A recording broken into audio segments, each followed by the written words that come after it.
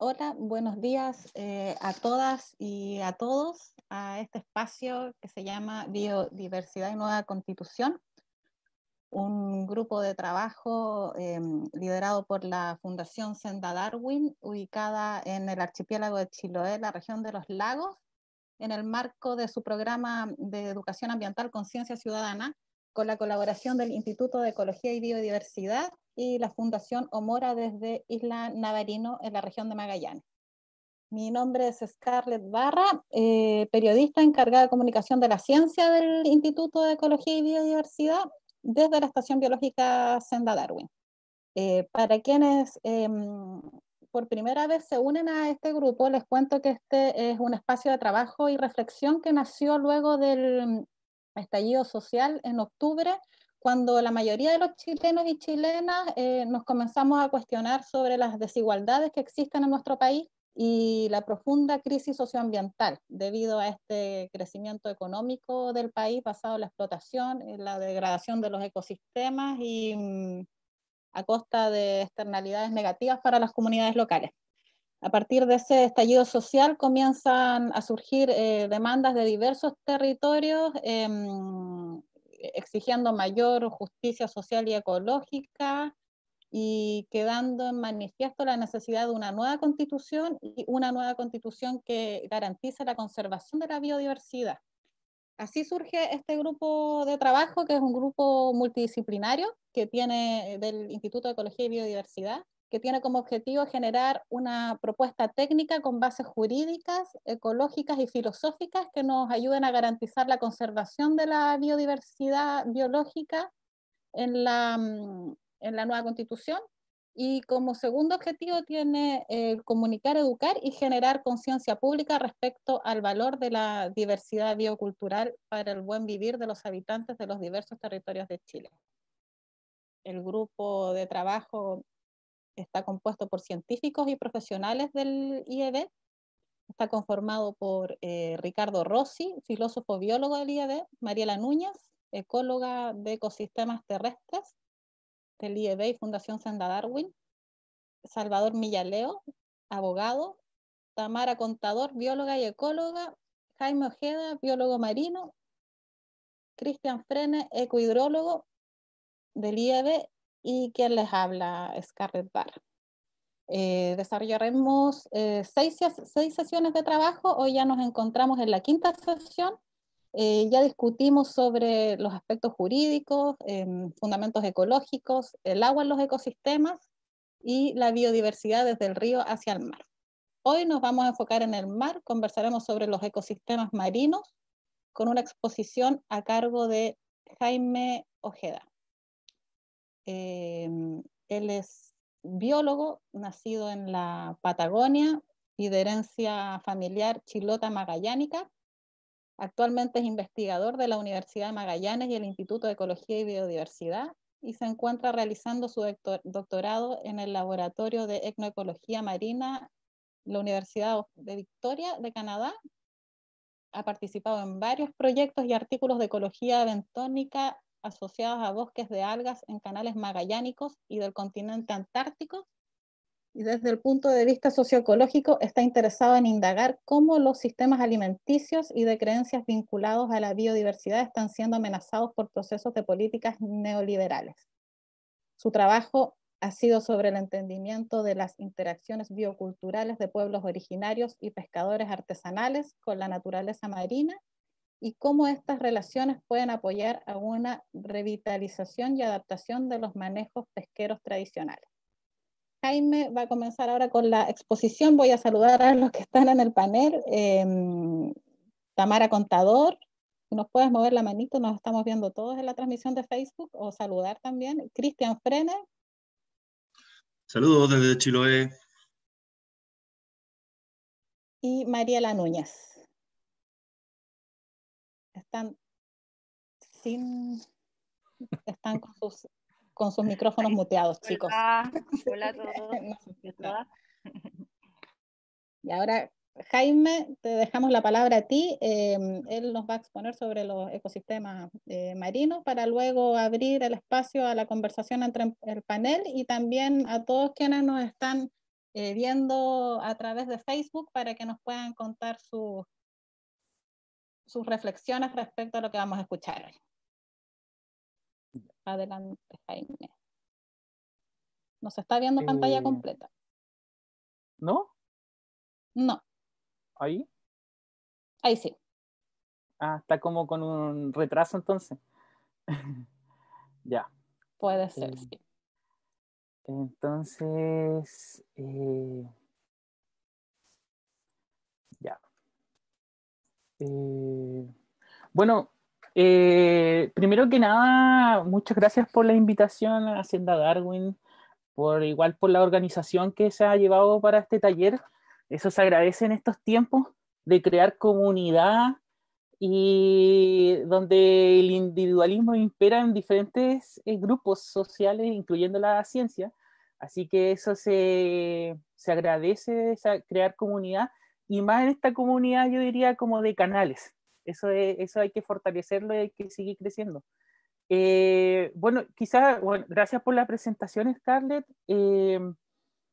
Igual quería, como desde la etnografía muchas veces se hace como una presentación desde donde uno habla. Y yo creo que para mí eso es importante iniciar como desde dónde estoy yo como hablando desde mi experiencia de vida también. Y esto tiene que ver con, con varias personas. En este caso, por ejemplo, aquí muestro el mapa y dos personas importantes en mi vida que son mi abuela, que ella y mi abuelo, Hilda y Fernando. Hilda en especial, para mí quizás fue una persona que me adentró en este mundo marino y cultural. Primero porque mi abuela nació en Tocoihue, en una localidad en Chiloé, cerca de Tenaún. Ella viajó en 1940, ella nació en el 28. En 1928, ella navegó en 1945 en un bote desde la isla de Chiloé hasta Punta Arenas, y desde ahí se fue a Tierra del Fuego. Entonces, desde ahí, como esta conexión, bonito igual hoy día, como hacemos este paralelo entre Senda Darwin o Mora, y igual tiene que ver estos cruces Chiloé-Magallanes con el mismo Magallanes, pero también con la historia familiar de uno. ¿Y por qué lo digo? Porque en ese momento yo me crecí como en un ambiente donde mi abuela plantaba papas. Yo no entendía mucho por qué, porque curiosamente, cuando las papas, quizás hoy en día son más baratas comprarlas en un supermercado, en un negocio, que cultivar las papas, en especial en Magallanes. Entonces mi abuela decía así: no, esto hay que aprenderlo, es un oficio que hay que saber cómo las papas funcionan, cuál es el ciclo. Entonces, pero cuando yo estaba ahí aprendiendo esto, también mi,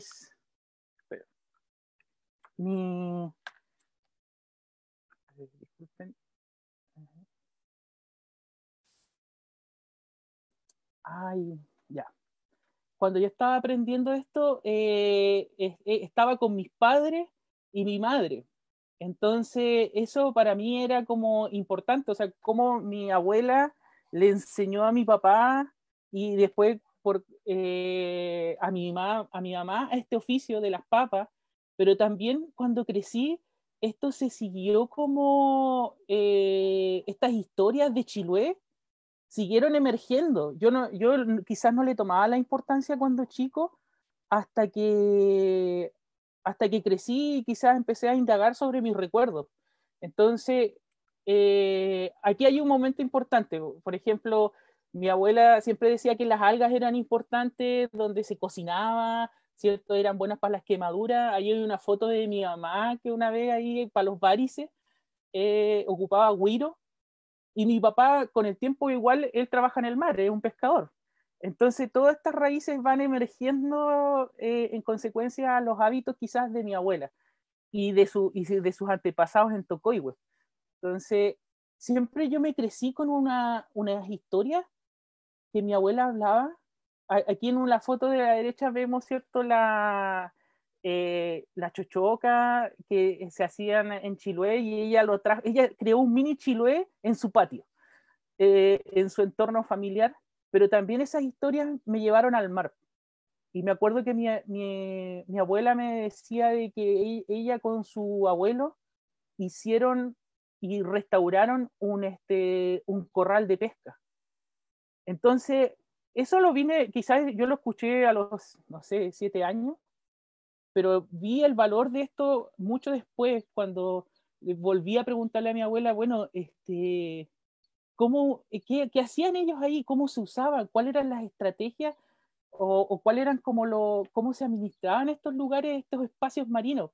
Entonces mi abuela me decía, bueno, muchas cosas que vamos a ver más adelante en la presentación, pero aquí ella comía, habían ciertas regulaciones como los vecinos pedían permiso para ir a buscar alimentos a este lugar, se daba las gracias en este lugar por el alimento que obtenían, pero también era el lugar de ver seres mitológicos. Entonces, como una sirena, por ejemplo, que mi abuela siempre cuenta.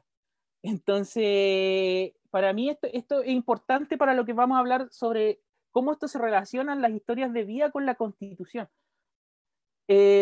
Ahora, aquí, bueno, esta foto quería solamente comentar de que con el tiempo esto fue madurando. Ahora estoy haciendo como mi doctorado en Canadá, la del lado es mi profesora, Natalie Van, y al lado mi amigo Poppy. Entonces ahí Poppy es de la comunidad Yagán, y todavía la idea o parte de mi labor, de lo que estoy haciendo, es tratar de indagar esta diversidad biocultural en el mar. Bueno, hoy en día, ¿cuál es el título de la presentación? Se llama Sistemas Socioecológicos Marinos y su importancia para la nueva Constitución. Quizás en un principio voy a hablar sobre los efectos a nivel global, posterior, que ya fueron revisados por Mariela, por Cristian, por Tamara, pero siempre en el lado marino es bueno refrescar ciertas cosas, y después ciertos ejemplos, ¿ya? Y después nos vamos a andar a la Constitución ahí como ideas que podrían ser para el futuro. Primero, hay una situación que es interesante de ver, Mariela lo tocó en profundidad, que es cómo caracterizamos la relación de las personas y la naturaleza. Hay muchas formas de caracterizar esto, o sea, no es una, hay muchas, y dentro del mundo académico han emergido algunas ideas.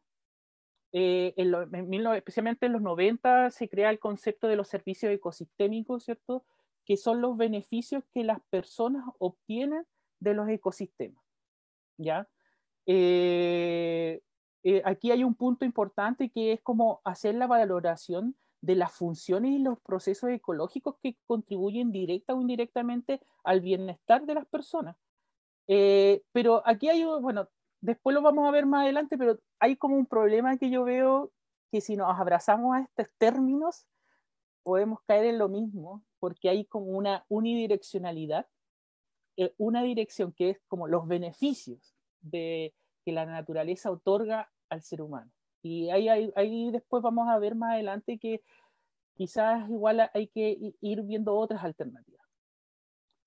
Bueno, este es un cuadro para entender cómo estos ecosistemas han emergido. Estos servicios ecosistémicos son variados, ¿cierto?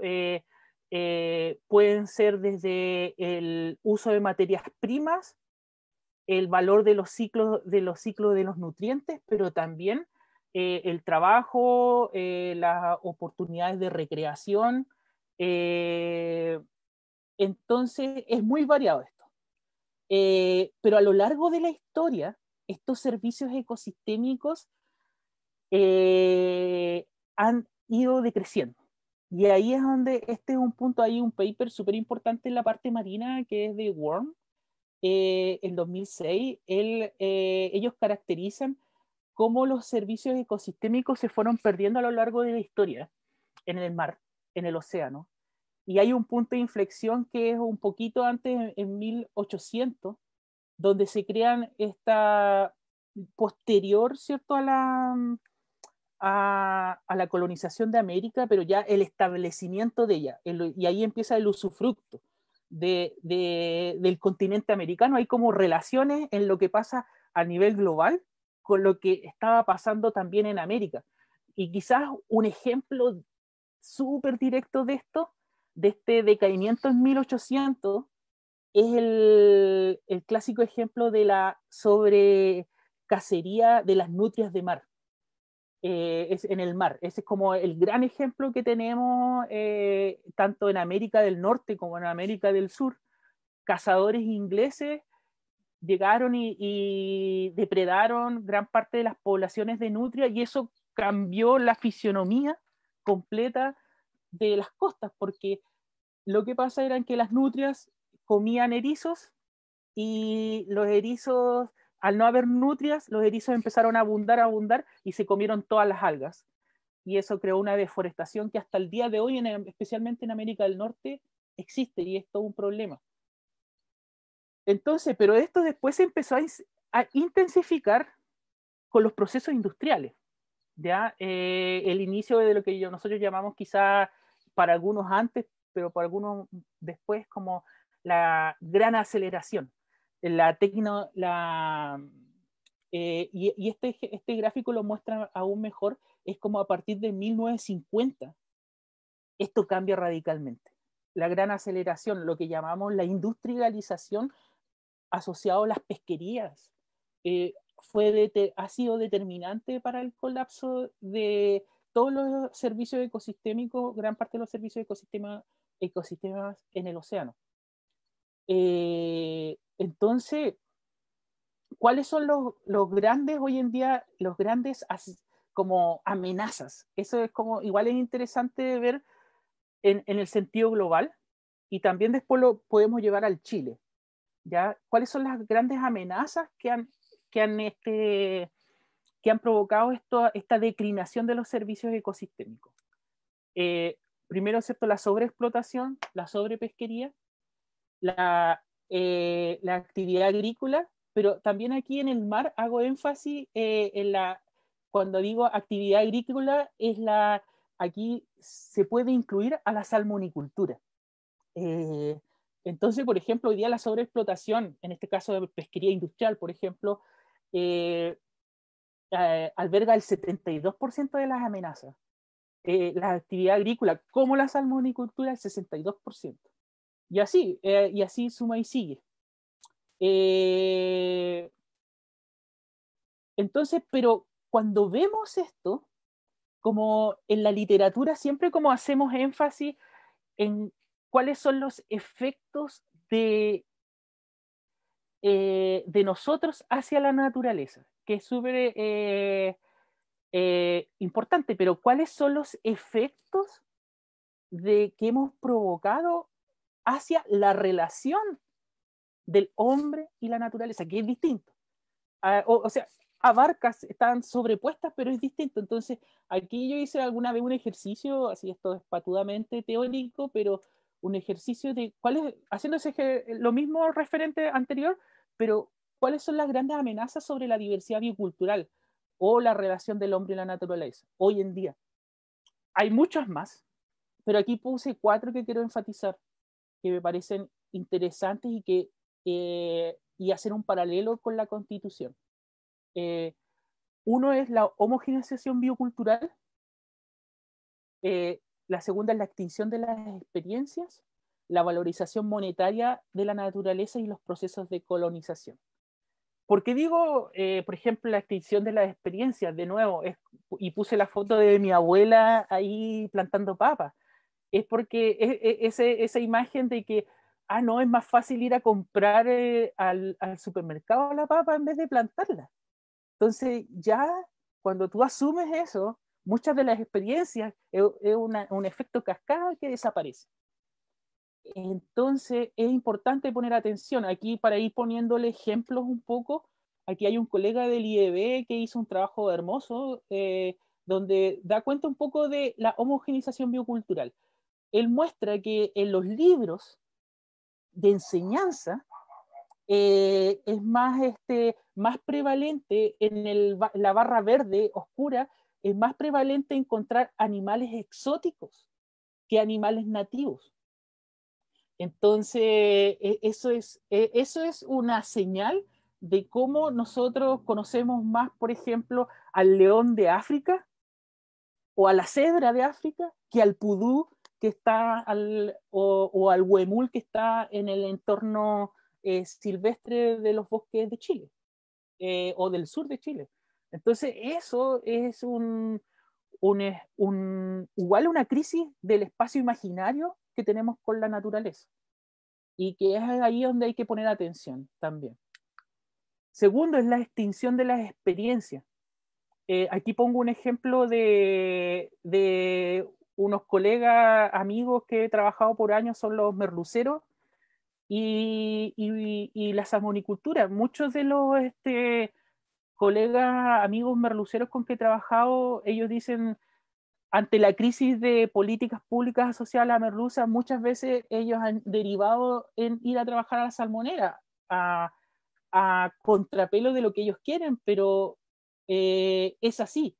Entonces, muchas de estos procesos asociados a la instauración de industrias, aunque no los veamos, se están extinguiendo experiencias. El otro amenaza global que igual quería encarnarlo como un ejemplo es la prevalencia de la visión monetaria hacia la naturaleza. Y aquí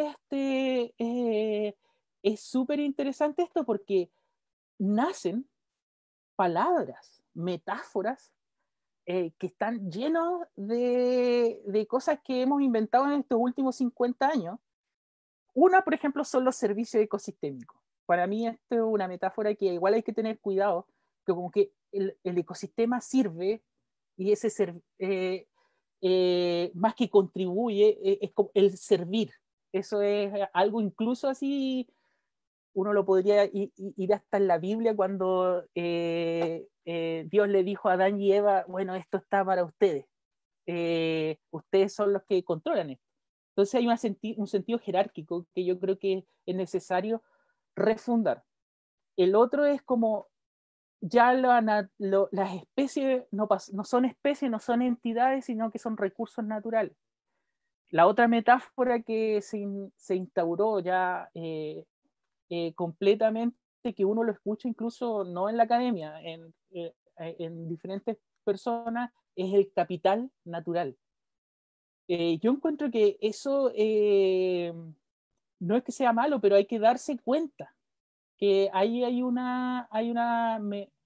el lenguaje igual va asociado a cómo nosotros observamos el mundo. Y por otro lado está el último globito que yo había puesto en negro era la colonización. Y ahí en la colonización quiero hacer un apunte bien importante, que hoy en día, a pesar que la foto que muestro acá es una política de genocidio que fue organizada por el gobierno de Chile y el gobierno de Argentina en la Patagonia, es decir, una política, es decir, vamos y hacemos esto en el genocidio de los pueblos originarios en el sur de Chile. Este es como, yo creo que es como un ejemplo que todo chileno debe tener en la memoria, pero también esto se denota en las políticas públicas de hoy. Por ejemplo, las prácticas indígenas no son tomadas en cuenta, sino que la técnica asociada a, a políticas que vienen de arriba hacia abajo son las que prevalecen. Entonces, igual hay diferentes formatos de colonización. Quizás el de la foto es el más extremo, pero hay otros formatos que están vivos hoy y están operando. Entonces yo creo que es necesario poner énfasis. Entonces, aquí es donde yo quiero poner como un punto de confluencia, al menos en esta charla, en las pasadas hubieron muchos más puntos, pero en esta charla quisiera poner al menos 5. Primero, el derecho de vivir en un espacio, en un sistema socioecológico saludable. No solo ecológico, ¿no? Sino que socioecológico. El otro punto, asociado y en contrapelo a la homogeneización bicultural, es el valor de la interculturalidad en el sistema de gobernanza y en los sistemas educativos. Esto está asociado íntimamente quizás a lo que decía Cristian Millaleo, igual también la semana pasada. El otro, ante la extinción de la experiencia, un contrapelo es, o un contrapunto, es el acceso libre de cohabitar la naturaleza con sentido de responsabilidad. El otro, en la valorización monetaria de la naturaleza, yo creo que un punto esencial es el sentido de la reciprocidad y la noción de parentesco. Y ante los procesos de colonización, lo que creo yo que tiene que tener una constitución es la decolonización de las políticas públicas. Como voy a mencionar en algunas diapositivas posteriores. Y el acceso a la información requerida por los ecosistemas, asociada a los ecosistemas. Eso es como lo que básicamente es lo que no firmamos con el acuerdo de Escazú. O sea, yo creo que eso es clave ponerlo al menos en la Constitución, el acceso a la información asociada a los ecosistemas. Y ese acceso de información, bueno, eso lo podemos hablar después, pero ese acceso de información implica saber cuáles son los proyectos, ¿cierto? Que, como lo que decía el acuerdo de Escazú, cuáles son los proyectos que potencialmente pueden ejecutarse y que la comunidad tenga una participación, primero conocer y que eso sea, que la sociedad tenga esa información y también tener poder de decisión. Pero también aquí hay un punto en la información que me parece que golpea al quehacer científico. Hoy en día, gran parte de la información científica es publicada en revistas, donde muchas veces no están primero, hay dos no accesos. Uno es es que para una persona normal debe como pagar por acceder a la información ambiental científica que está pasando en su localidad, porque está almacenada en revistas en otra parte del mundo. Y la otra es que es el acceso a la información, es que los científicos tienen la responsabilidad de que esa información científica sea digerible para las comunidades locales. Entonces ahí hay dos, yo creo que formatos de acceso y que implican en la parte de información científica. Entonces, estos son algunos puntos claves para una nueva constitución que quiero enmarcar aquí, pero esto yo creo que es mejor exponerlo quizás en algunos ejemplos que tienen que tener, que están asociados a nuestra región de sistemas de canales, ¿ya? Y yo creo que uno de a mí me gustaría enmarcar estos ejemplos de la importancia de la relación entre la naturaleza y el hombre en el mar, y en este caso en los bosques marinos. En la presentación de Christian Frene, él hizo énfasis en los bosques terrestres, y aquí es donde los bosques terrestres no se acaban en la tierra, los bosques continúan hacia el mar, con otro formato, con otra dinámica, pero igual de importante para la vida.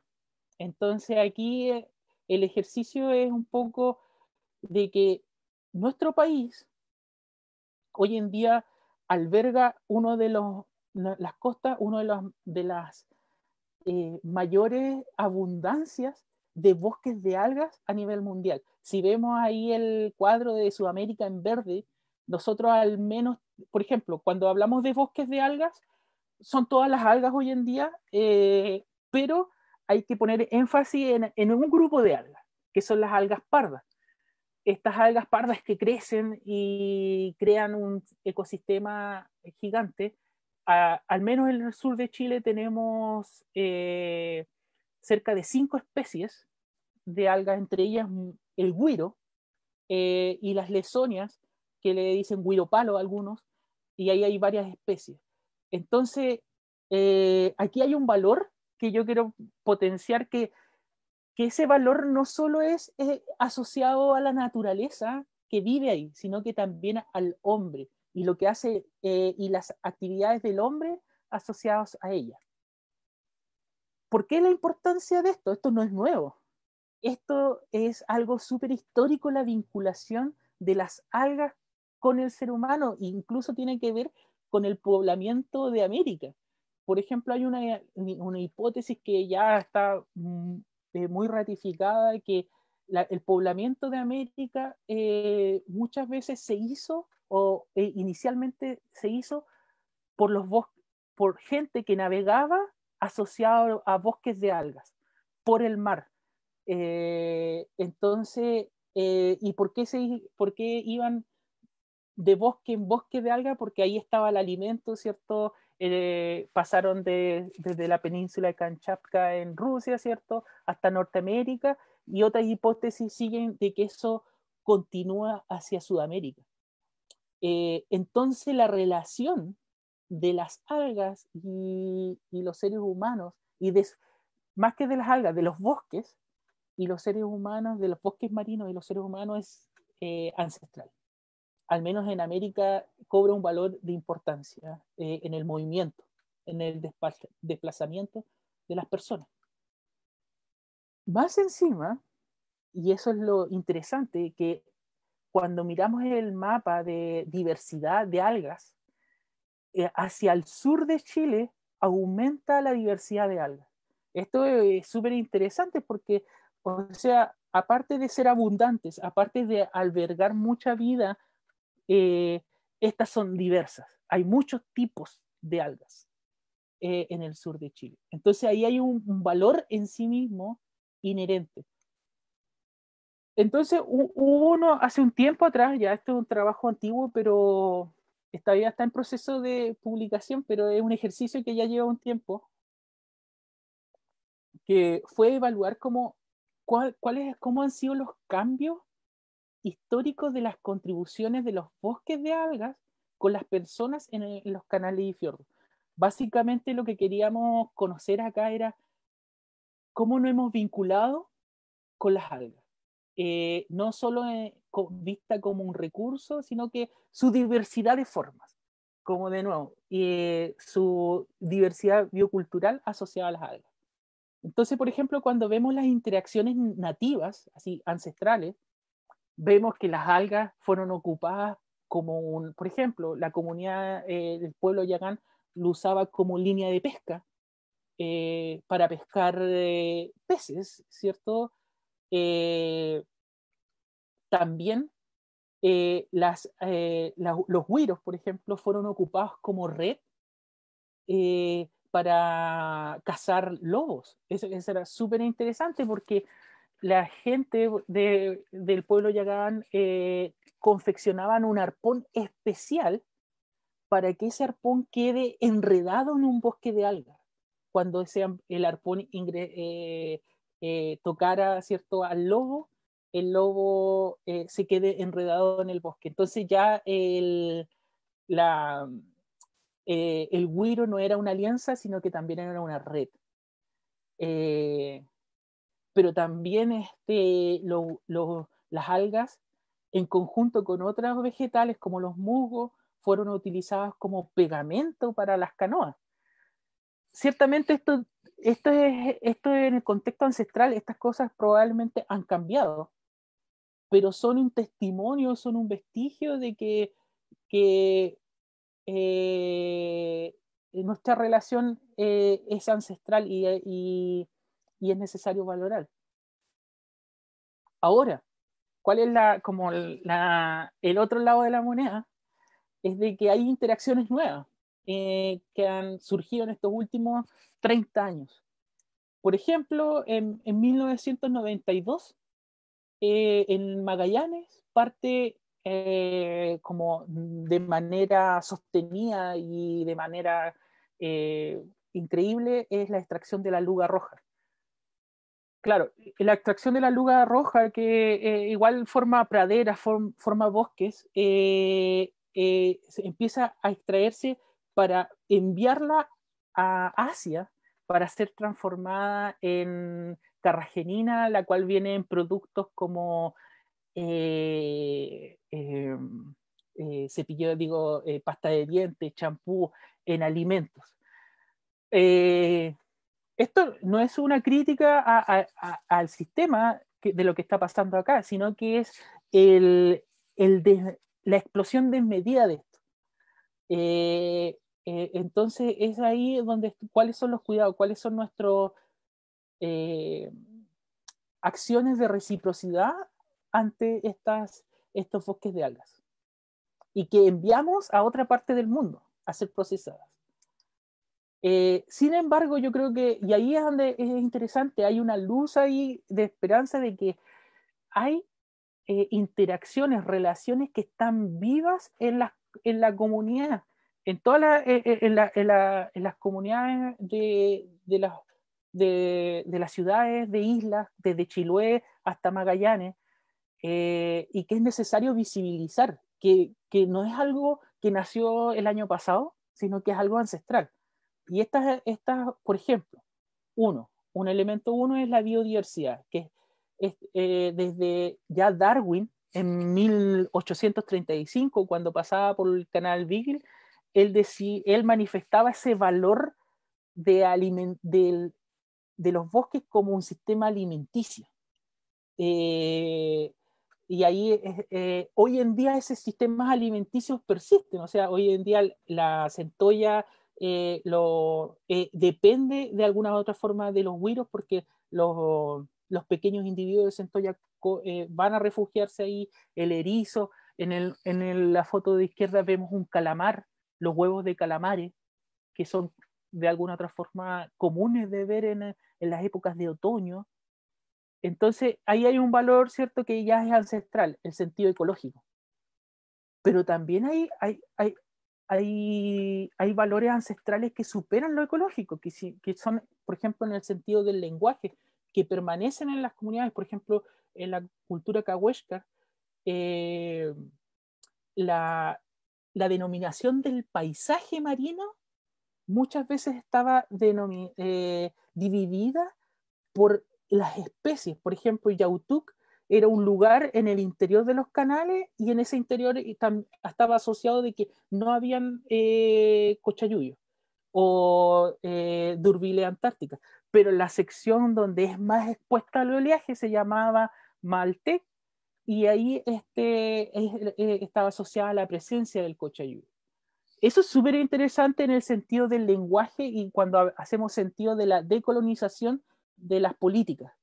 La decolonización de las políticas también implica una nueva referencia en los mapas. Hoy en día, cuando uno ve los canales desde Chiloé hasta el Cabo de Horno, gran porcentaje de ellos o son nombres españoles o ingleses. Es ahí donde de nuevo yo trato de decir,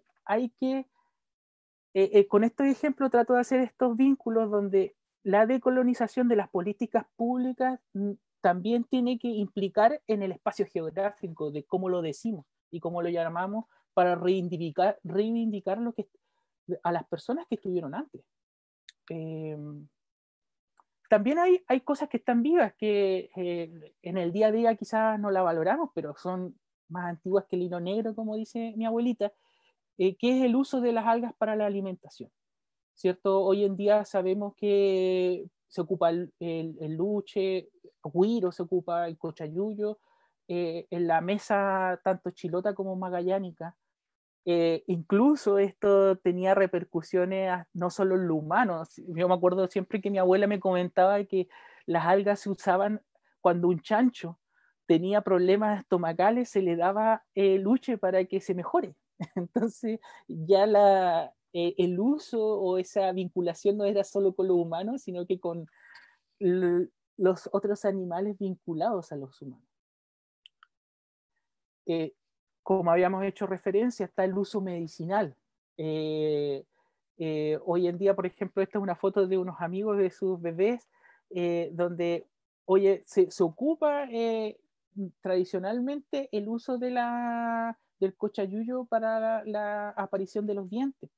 Esto es una práctica súper antigua.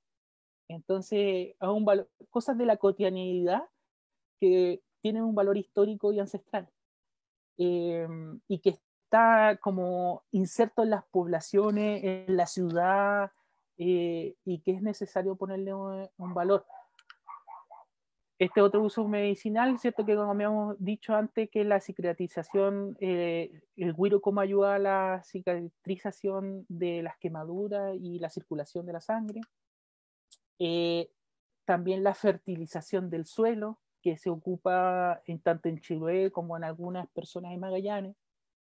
El intercambio, el comercio, que probablemente es algo antiguo también, no es nuevo. Quizá el formato ha ido cambiando, pero no es nuevo. Entonces, eso sigue persistiendo en las ferias, está vivo. Tanto, por ejemplo, una foto de la derecha es de Magallanes y la foto de la izquierda es de la feria de Ancud. Esto, de nuevo, aquí hay cosas, hasta acá hemos hablado de las contribuciones que tienen los bosques de algas a las personas. Sin embargo, hay muchas cosas que hemos perdido donde las personas han contribuido para o tienen acciones de reciprocidad hacia los habitantes de los bosques de agua. Por ejemplo, aquí quería traer a colación como una historia oral que mencionaba una amiga, Julia, de la comunidad Yagán, que es una historia que lo voy a leer, que dice: las mujeres buceadoras y mariscadoras al momento de la recolección debían permanecer en silencio y mostrar respeto. Al encontrar en el intermareal una lapa extraordinariamente grande, de no hacerlo, esta Paicalquipa, que es el nombre de la lapa en Yagán, causaba grandes remolinos de agua en señal de castigo, pues se le consideraba la dueña del lugar. Entonces, ¿qué quiero mencionar con esto? Que hay muchas historias en el cual los habitantes marinos también son dueños del lugar, del espacio marino. Y esto está vivo en muchas historias, tanto en las comunidades indígenas, en los pueblos, en las comunidades chilotas, por ejemplo, pero también en ese Chile profundo, como denominaba hace un poco tiempo atrás. Escuchaba una entrevista de Eleucura Chiculaf, el poeta mapuche, ¿cierto? Que él decía como que hay mucho que rescatar en este sentido de reciprocidad en ese Chile profundo. Y ahí es donde yo creo que que la nueva constitución tiene que darle una voz a todas esas personas, a esa interculturalidad. Y también, este es una foto que quería comentar, una experiencia que me pasó en uno de los talleres que tiene que ver con el sentido educativo y como que, de nuevo, que tiene que igual a aparecer en la Constitución el acceso a la educación asociada a nuestra relación con la naturaleza, para todos los chilenos. Me acuerdo siempre que nosotros acá, esto era un taller de títeres en Puerto William, y en el colegio era un taller de títeres sobre la historia, sobre un güiro y una estrella y una centolla. Hicimos una obra, ¿cierto?, como teatral, y al final del taller con los chicos de kinder, eh, varios chicos se acercaron y ellos decían, más que preguntas, ellos me decían: ¿puedo abrazar a una estrella? ¿Puedo abrazar a un güiro? Y qué es lo que aquí quiero recalcar. O sea, hay cosas que perdimos en algún momento, que mantenemos y que nacemos con ese afecto, como ese cariño hacia la naturaleza, pero hay un momento en nuestro crecimiento que eso cambia. Y es ahí es donde yo creo que debemos poner ojo. Ok, ahora cuando hablamos, ¿cierto?, de cuáles son nuestras acciones hacia la naturaleza, nuestras contribuciones a la naturaleza pueden ser estas como de carácter emocional, pueden ser de carácter práctico, pero hoy en día en estos frameworks o estos marcos teóricos mundiales no está como capturado eso, sino que se enfatiza una dirección: la naturaleza contribuye al hombre, pero ¿en qué momento la naturaleza, el hombre contribuye a la naturaleza? Por ejemplo, hoy en día hay un marco teórico súper interesante que estaba promocionado por la ONU, y se llama las contribuciones de la naturaleza a las personas. Dentro del cuerpo teórico, esto desde el punto de vista más académico, como que cuando uno lee y busca, hay como una mención las personas algunas veces tienen contribuciones recíprocas, pero, esas contribuciones recíprocas no están instaladas, y muchas veces, ¿cierto?, la, pre, la prevalencia de otras ideas como la competencia, habíamos mencionado anteriormente, hasta en el mundo católico, esto se enfatiza, o sea, como que el hombre controla la naturaleza.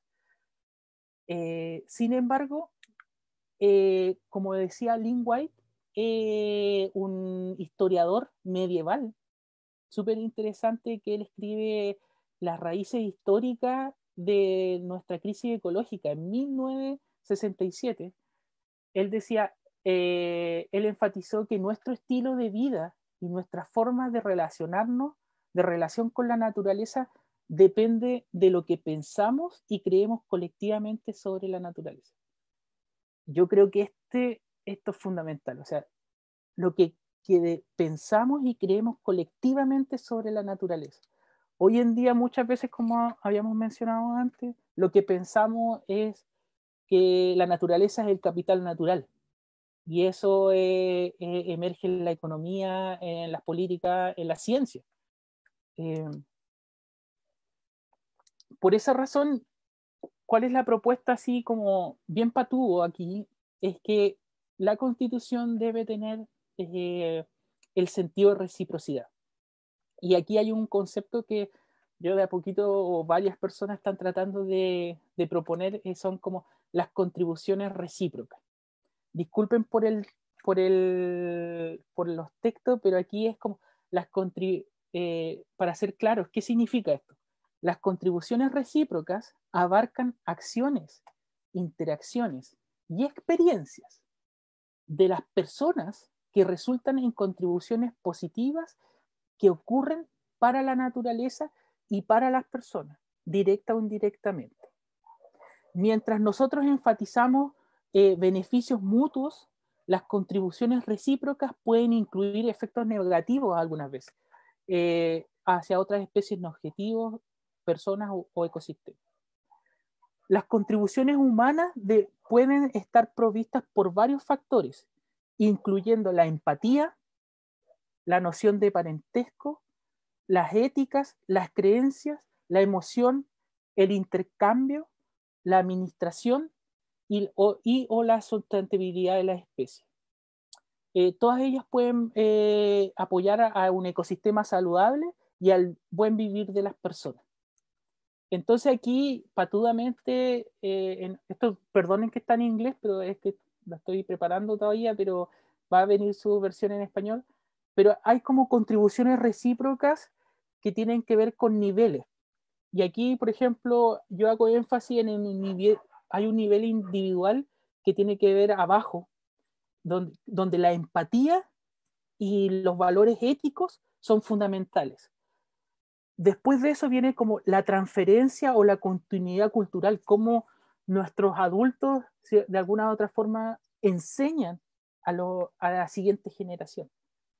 Posteriormente hay otras contribuciones a la naturaleza, como es la defensa de la naturaleza, como lo hemos visto en los pueblos, en el pueblo mapuche, en el pueblo yagán, ante la salmonera.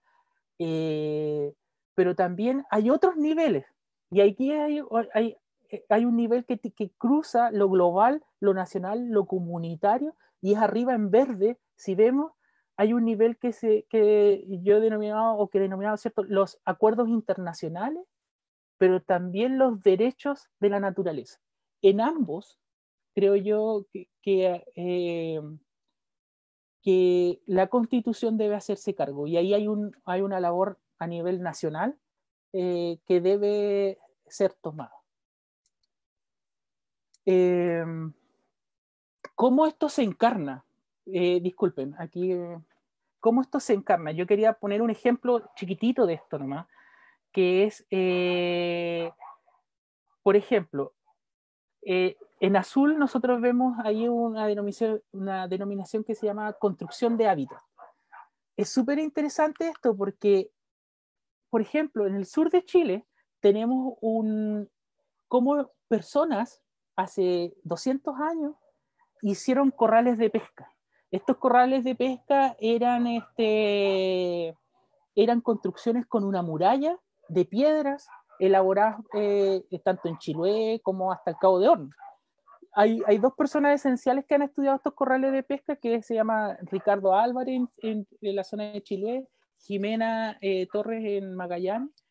Y aquí, cuando uno lee la información y desde las entrevistas que se le ha hecho a las personas, incluyendo de ellos mi abuela, hay un sentido de reciprocidad acá. Por ejemplo, muchas personas construían estos corrales para capturar peces, como el róbalo. Pero había todo esto tenía mucho un concepto ceremonial. Por ejemplo, si tú, hay veces que la gente iba a entregarle comida, por ejemplo, arvejas o papas al corral, iban a dejarla al corral porque la gente, ellos decían que la gente, en este caso los peces, necesitaban comer también. O hay personas de comunidades, por ejemplo en Chiloé, donde decían que el corral no debía ocuparse en una época del año, por ejemplo creo que era en agosto, porque los róbalos tenían que tener sus relaciones. Eso era una cita de Ricardo Álvarez que me comentaba eso. O sea, hay un sentido como de privacidad incluso con los peces. O sea, los róbalos tenían que tener sus relaciones y nosotros tenemos que dejarlos ahí. No tenemos que interrumpir ese proceso. Entonces, por eso yo quería denominar los corrales de pesca, y extrañamente estas construcciones en los años 80 fueron prohibidas. Las políticas públicas de pesca mencionaron de que por ser un aparejo fijo de pesca, esto estaba prohibido. Y hoy en día no, hoy día es parte de los monumentos nacionales, incluso los corrales de pesca. Eso ha cambiado, pero hay todo un trabajo por hacer, por revitalizar esto o reconocer, darle su reconocimiento histórico de nuestra relación de reciprocidad con el mar. Y esta reciprocidad no solamente tenía que ver con lo afectivo o con nuestras acciones, sino que también al construir un corral de pesca, también venían aves a consumir de ella, otros animales se veían beneficiados ante esta acción humana. Entonces, la pregunta aquí, una pregunta así como, ¿qué acción humana hoy día en el mar, en el borde costero, piensa en la reciprocidad? Eso es como muy raro de ver hoy día. Aquí otra foto básicamente donde la gente sacaba róbalos. Esto todavía se vende, por ejemplo, en las pescaderías de Magallanes y en Chiloé. Sin embargo, todas estas cosas han visto impactadas por la presencia en el sur de Chile de muchas industrias. De nuevo, aquí hay una foto que tiene el Ricardo Álvarez que me prestó, donde mostramos acá un sistema que es un corral, donde hay un sentido de reciprocidad y en el fondo vemos una salmonera donde no es la inversa, es el sentido de explotación de la naturaleza. Es ahí, y yo creo que con eso es como lo que me quiero quedar, en el sentido de que cada actividad humana debe tener un pensamiento de reciprocidad con la naturaleza. Y para cerrar, de nuevo, algunos puntos claves para una nueva constitución son el derecho de vivir en un sistema socioecológico saludable, el valor de la interculturalidad en los sistemas de gobernanza y educativos, como vimos anteriormente, el acceso libre a cohabitar la naturaleza con sentido de responsabilidad, el sentido de reciprocidad y la noción de parentesco, como decía esta persona en el corral de pesca, o sea, estas personas, es decir, los róbalos, necesitan tener tranquilidad en su periodo reproductivo, por ejemplo. Ahí hay una noción de parentesco que hemos ido perdiendo. Y la otra es la decolonización de las políticas públicas y el acceso de la información referidas a los ecosistemas.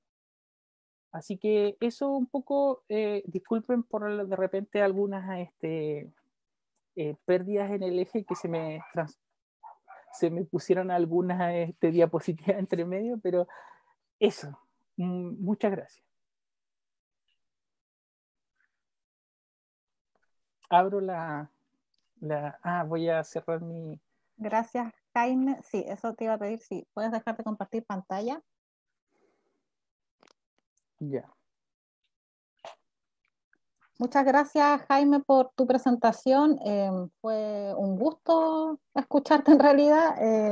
Es bueno tener este tipo de reflexiones sobre todo esto que haces con la pertinencia del territorio, estos usos tradicionales. Muchas gracias. Voy a abrir la palabra ahora al panel. ¿Quién quiere comenzar? Tamara, Cristian. ¿Cristian? Bueno, yo dale, Mariela, sí, dale. Ya, bueno. Sí, estoy con una conexión inestable, así que bueno, voy a partir por si acaso se corta.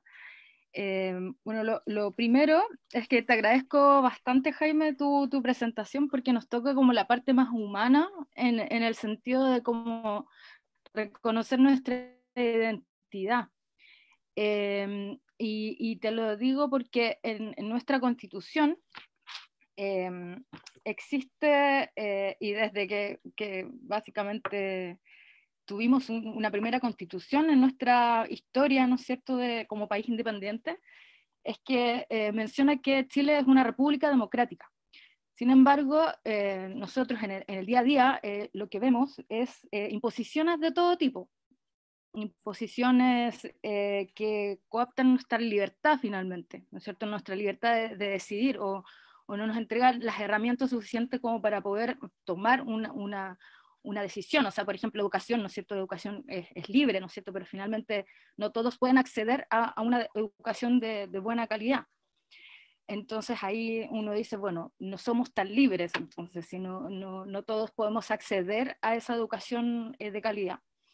Y esto ha llevado, creo yo, no sé, a una sociedad bastante enferma, llena de contradicciones, como por un lado en el papel se hizo algo, pero en la vida diaria, en la cotidianidad, ocurran diferentes cosas que en el día a día nos llevan a contradicciones, y nuestra sociedad realmente está enferma. O sea, tenemos las tasas más altas en términos de enfermedades mentales.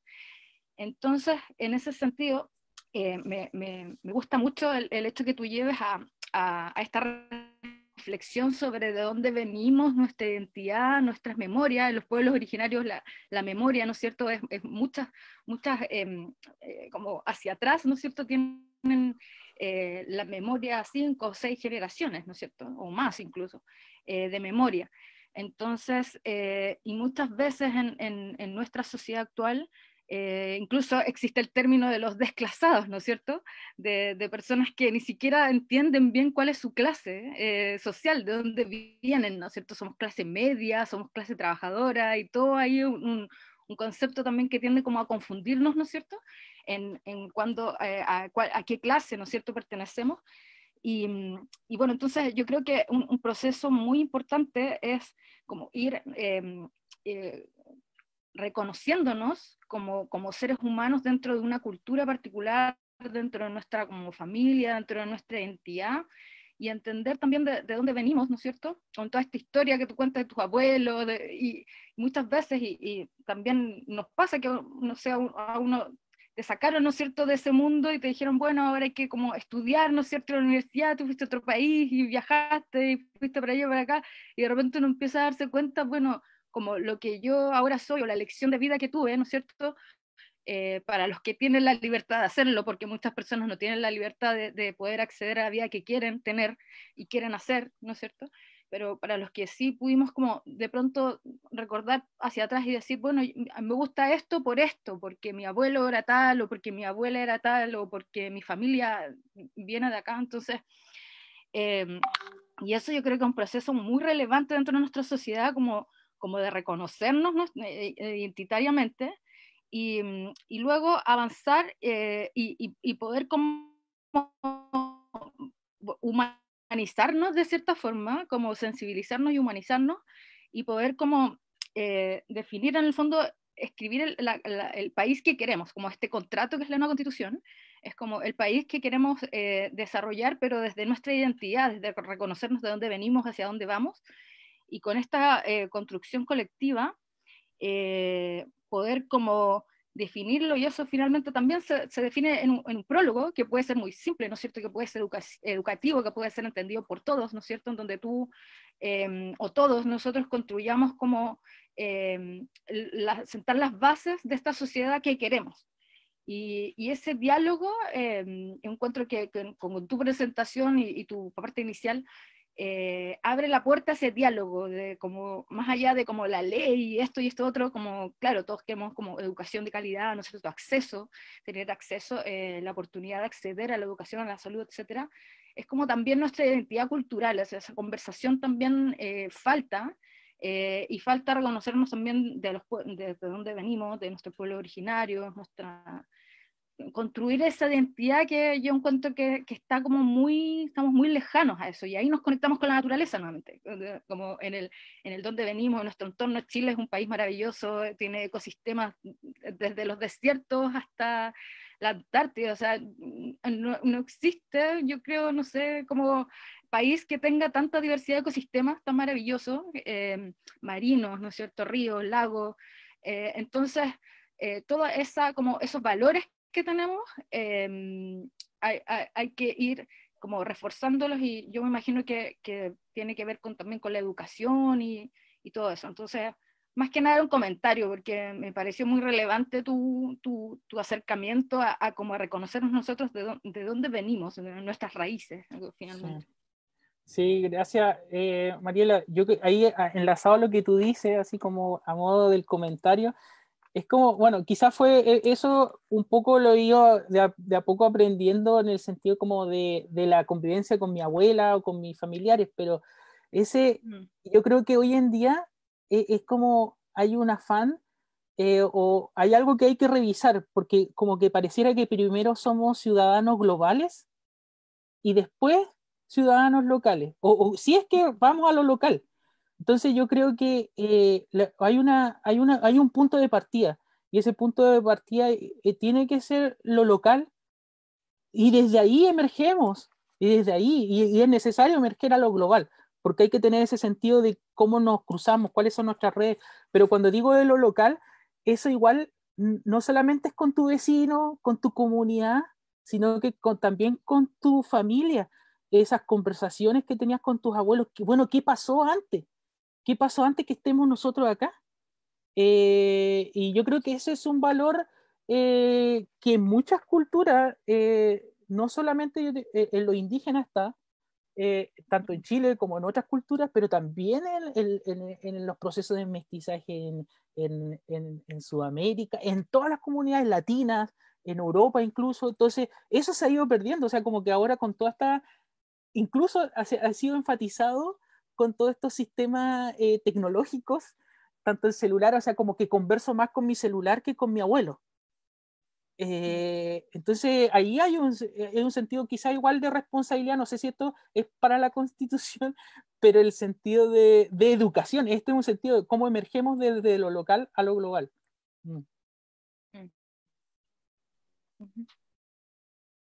Gracias. Quiero recordar a los que nos están viendo a través de Facebook que estamos atentos a las reflexiones que nos puedan comentar para después leérselas a Jaime. Y Cristian había pedido la palabra también. Sí, bueno, también agradecerte, Jaime, por esta mirada que pusiste en esta jornada, que me pareció súper interesante y además súper profunda, en el sentido de echar al tiro desde las relaciones humanas, ¿cierto? Nosotros, los que trabajamos desde la ecología, partamos así como, bueno, el sistema funciona así, qué sé yo, y luego viene el humano y destruye todo. Entonces, como que partiste desde esta otra lógica, me encantó, que es como, mira, siempre nos hemos estado relacionando, ¿ya? Y ese es un primer concepto o comentario que quería hacer, que la concepción del tiempo que tú mencionaste es una cuestión que es fundamental, que son las prácticas, ¿ya?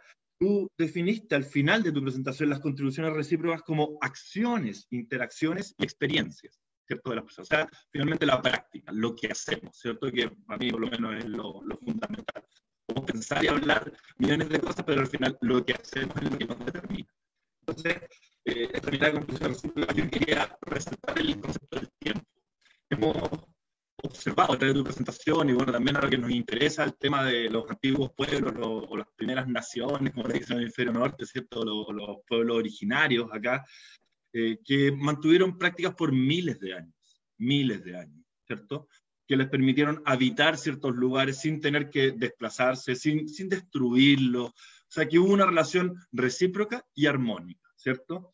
Y versus, o en contraposición a este mundo moderno, occidental, donde en pocas décadas prácticamente hemos destruido o degradado, ¿cierto?, hasta niveles inimaginables nuestro ecosistema.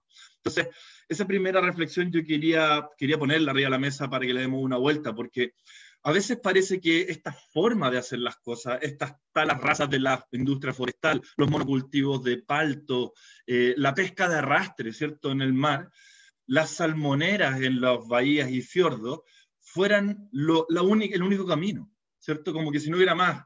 Pero en realidad tenemos que tener muy claro que esto no tiene más de 50 años, 60 años, ya, mira, te regalo 200 años todavía, ya, vale, 200. Pero esto otro estamos hablando de prácticas de miles de años. ¿Ya? Entonces, no quiero perder de vista eso, no quiero que parezca que, si es que no tenemos otra salida. Si no es esto de las cavernas, no es de las cavernas, es como hoy día, con el nivel de conocimiento que tenemos, con la tecnología que poseemos, cómo podemos recuperar, ¿cierto?, estas prácticas basadas en estas contribuciones recíprocas que tú muy bien describiste, ¿cierto?, para armar un nuevo modelo de trabajo, de desarrollo, de prácticas, etcétera.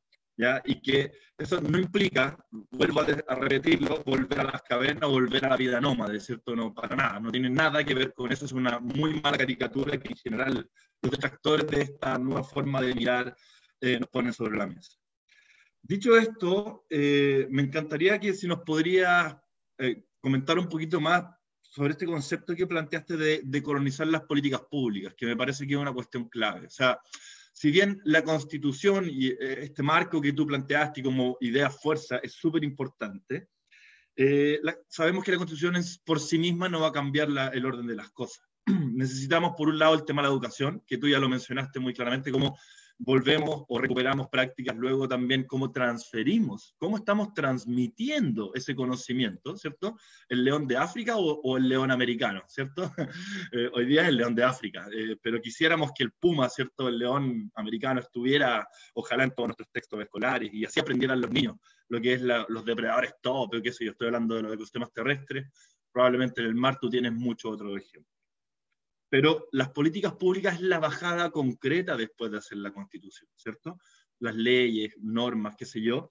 Y entonces, que nos contara un poquito más sobre eso, porque me parece un concepto muy interesante, esto de que implica reconfigurar el espacio geográfico, eso me encantó, o sea, hoy día hablamos de, no sé, el Golfo de O'Higgins, no sé qué, que no me dice nada a mí, no me dice nada, ¿sí? Pero si me dicen el Golfo del Yatuk, pareciera la palabra, perdón si lo utilizo mal, ese es el lugar donde las aguas son calmas. O sea, las toponimias que ocupaban, la toponimia es el nombre de los lugares, ¿cierto?, que tienen un significado para quienes no lo sepan, son tan importantes cuando vemos todos los poblados, todos los territorios en el sur de Chile tienen algún nombre que suena a mapuche, ¿cierto?, suena a huilliche, y es porque ellos le dan significancia al lugar. Y esa es una cuestión que me parece fundamental. Entonces, eso, pedirte un poquito profundizar en eso de colonización de políticas públicas y cómo le entramos, ¿cierto?, a recuperar estas viejas y queridas conocimientos. Ya, mira, yo creo que ahí, o sea, como que hay varios niveles así como de jerárquico. Yo creo que eso es un tema por hacer, pero hay varios niveles jerárquicos y de cómo pensar en la decolonización de políticas públicas. Pero te pongo un ejemplo. En Canadá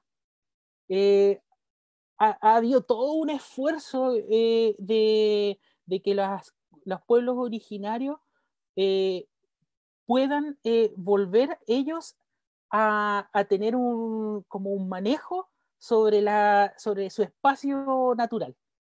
Y aquí es donde, de nuevo, la discusión, la primera premisa de decolonización de las políticas públicas es cómo empezamos a entregar el poder, más que entregar, a equilibrar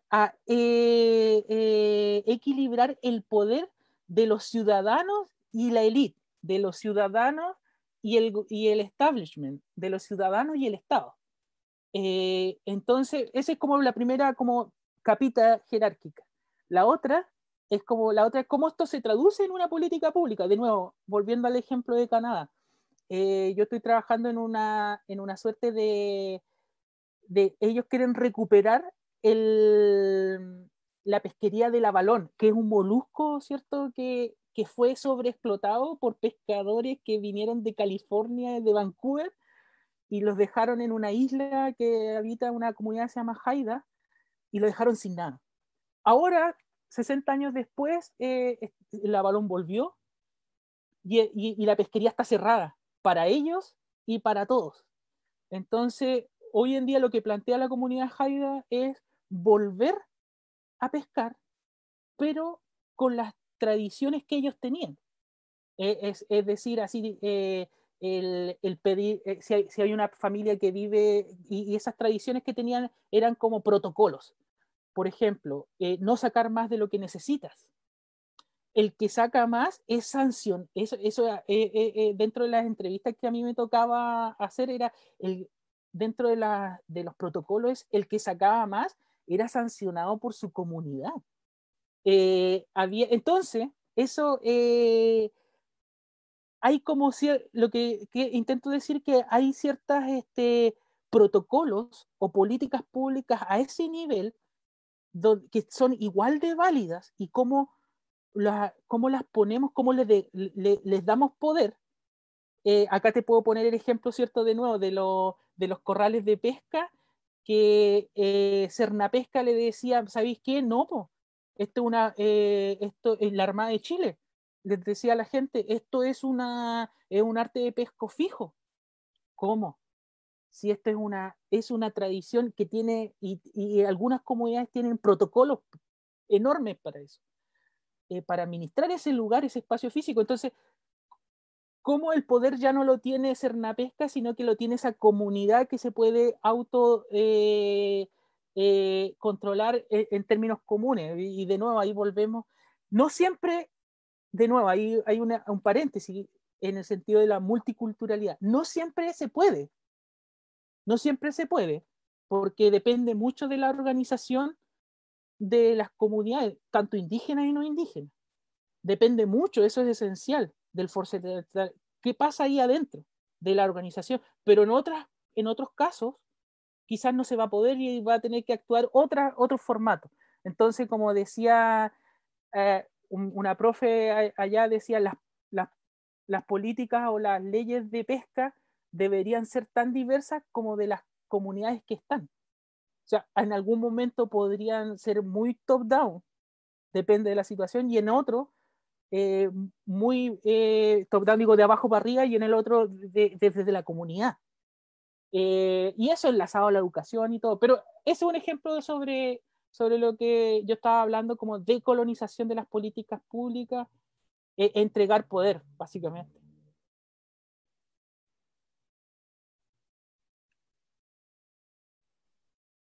Gracias, Jaime. Tamara está pidiendo la palabra hace rato. Hola, bueno, gracias Jaime por tu presentación, igual que decía, bueno, lo que decía Scarlett, Cristian y Mariela, es muy buena para reflexionar acerca de, creo yo, cómo nos relacionamos con los lugares en donde habitamos, como las personas, los hombres y las mujeres nos estamos relacionando con la naturaleza.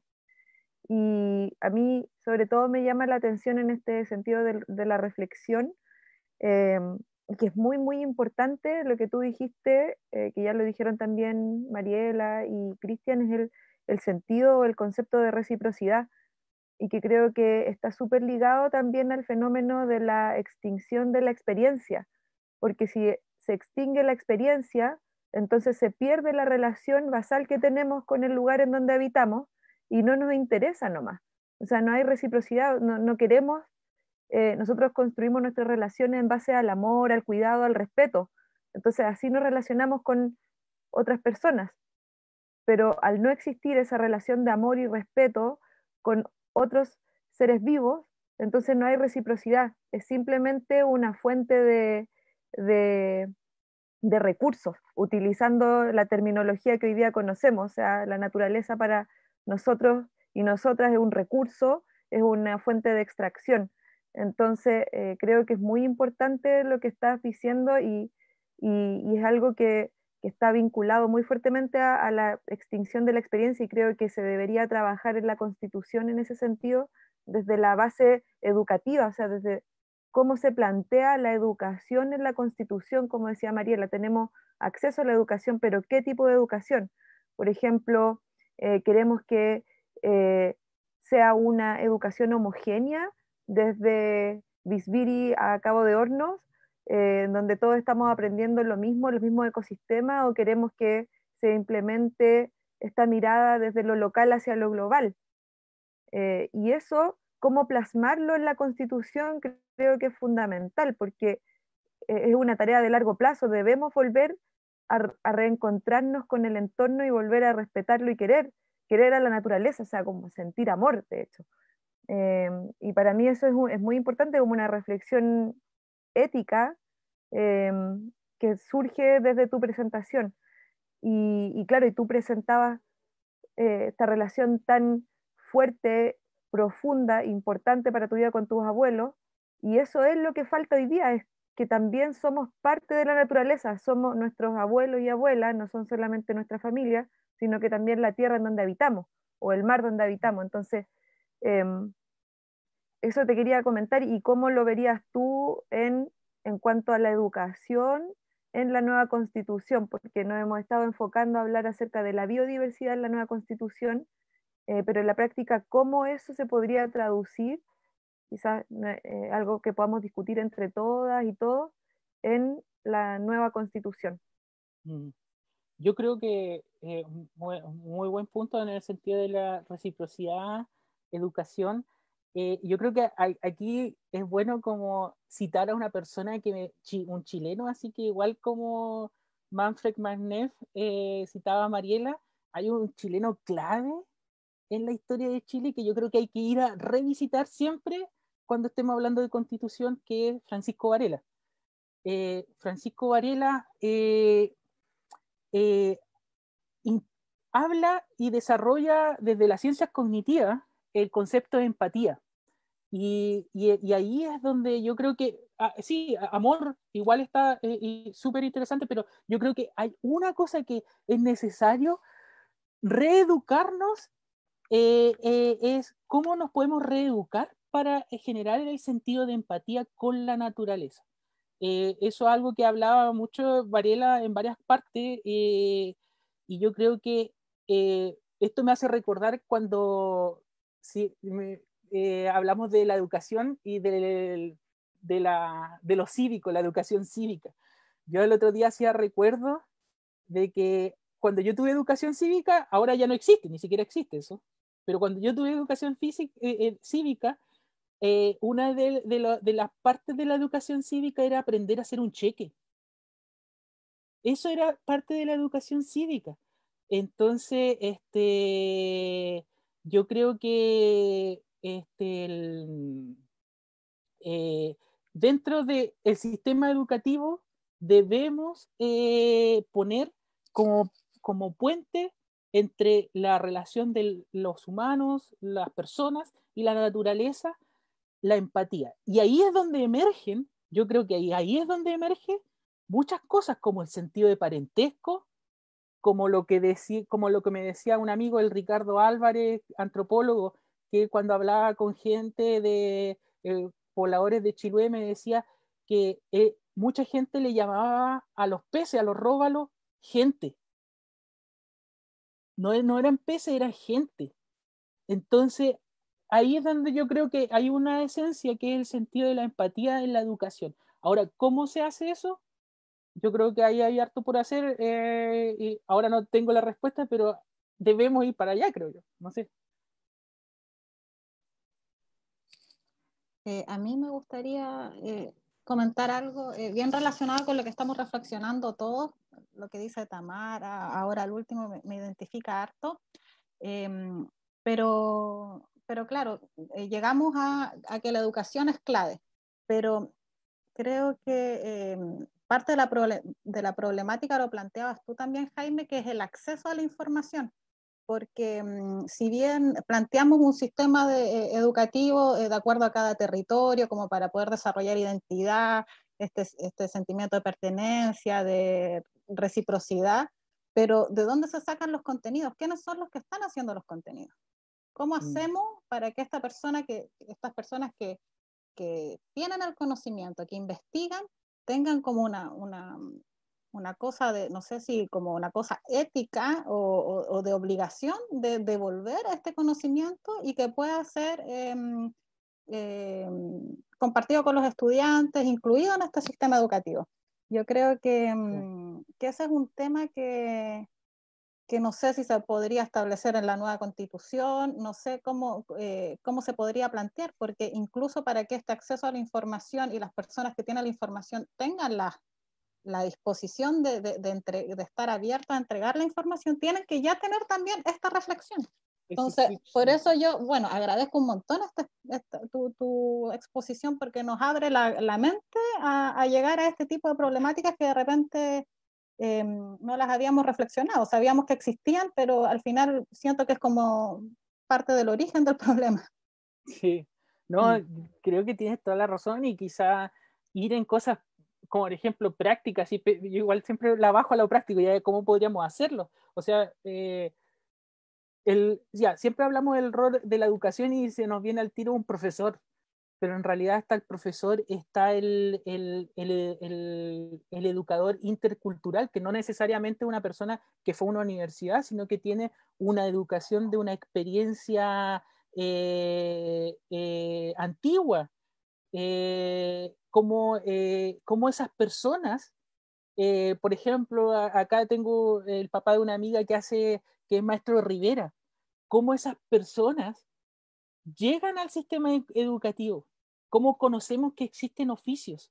Yo creo que ahí hay es primogenio, así como que la educación no solamente debería estar encerrada al profesor que va a la universidad, sino que a estas personas que igual son complementarios de la educación.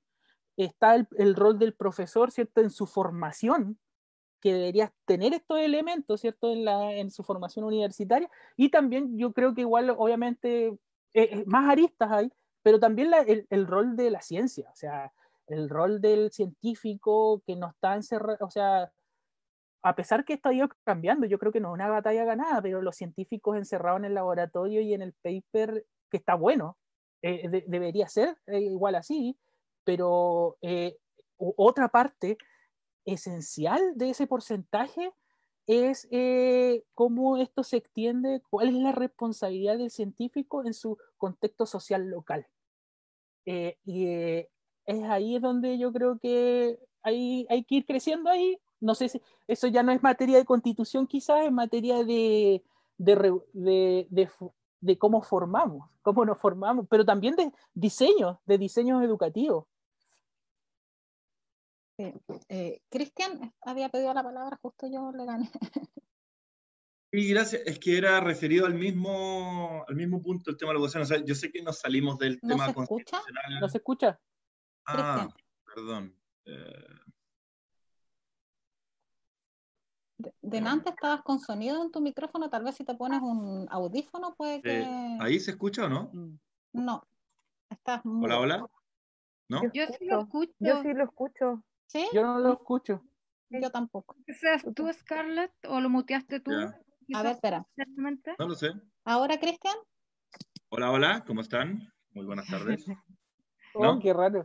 Ya no importa, pasa. Bueno, yo tenía que una pregunta. hable. Eso. Sí. Ya, bueno. Toda esta conversación inicial es trascendental, fundamental, yo creo, pero también hay temas y problemas ambientales de fondo en el ámbito marino que me gustaría abordar, porque aquí hay dos temáticas, ¿no es cierto? Por un lado, los cultivos de las salmoneras, ¿no es cierto?, que tienen, por lo menos acá, el mar interior de la isla de Chiloé, es uno de los grandes problemas ambientales que tenemos.